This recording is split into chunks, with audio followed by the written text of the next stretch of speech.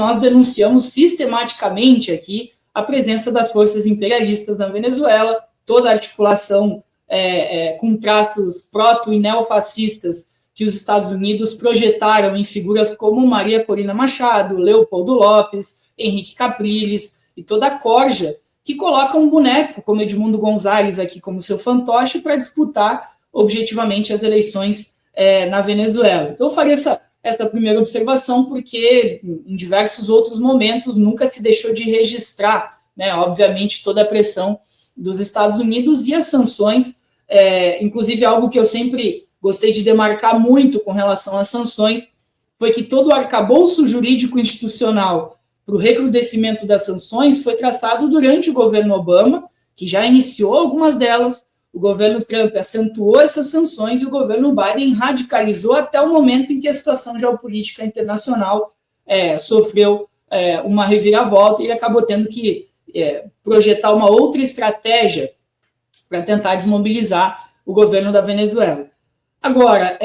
vale registrar aqui, e aí eu tenho um ponto de discordância com Milton Temer, que é o seguinte,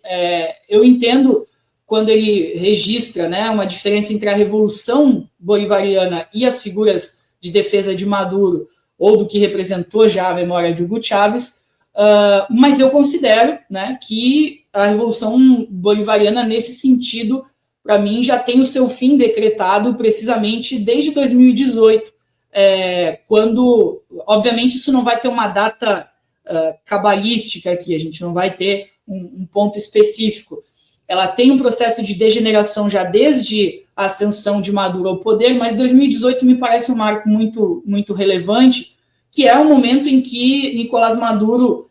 em termos de estratégia eleitoral, começa a direcionar boa parte das suas políticas ao enfraquecimento da mobilização popular na Venezuela. Então, vários dos canais que existiam, com as missões, com os programas de interbairros, vários deles vão se enfraquecendo cada vez mais, e o grau de mobilização popular na Venezuela vai virando estritamente uma mobilização eleitoral. Nós temos uma degeneração gigantesca dos quadros dirigentes na Venezuela, com altos graus de corrupção, em que o prestígio do governo vai sendo recompensado com cargos e altos salários. Isso tudo também vai corroendo a Revolução Bolivariana por dentro, sem contar alguns movimentos, como o próprio Milton Temer registrou, da aliança mais espúria possível com o neopentecostalismo dentro da Venezuela, entre outros traços aqui dos militares, de traços da burguesia, que sempre foi parasitária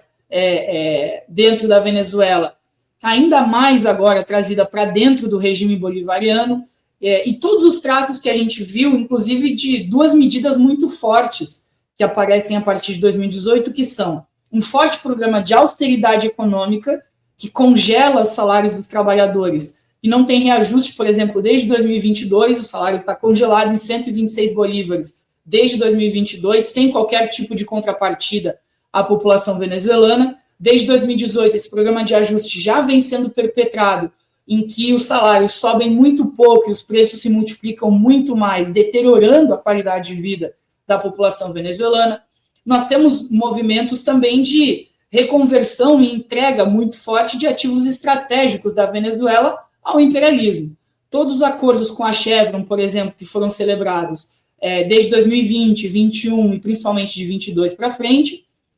vão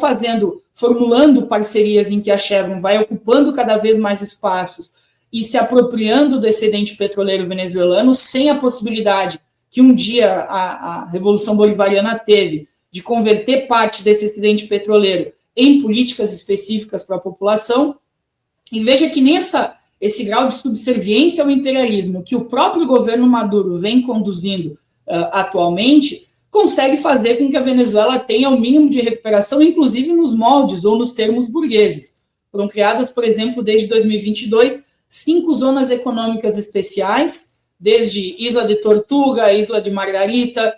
outros espaços do território venezuelano, que, como zonas econômicas especiais, tenderiam a gerar algum tipo de recuperação, em que naqueles locais pudesse haver uma maior liberdade na mobilização de capitais, e mesmo assim, nem com generosas concessões ao imperialismo estadunidense e europeu, a Venezuela vem conseguindo retomar algum tipo de protagonismo, ou vem conseguindo se recuperar economicamente, o que mostra a falência do modelo. E aí eu já diria,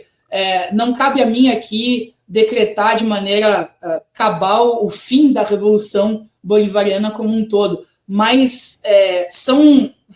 violações muito, muito críticas aos princípios do que era a Revolução Democrática Bolivariana desde 1999 e todo o movimento do MRB 200 conduzido por Hugo Chávez desde 1983, com todo o processo político, econômico e social que culmina na eleição dele em 1999.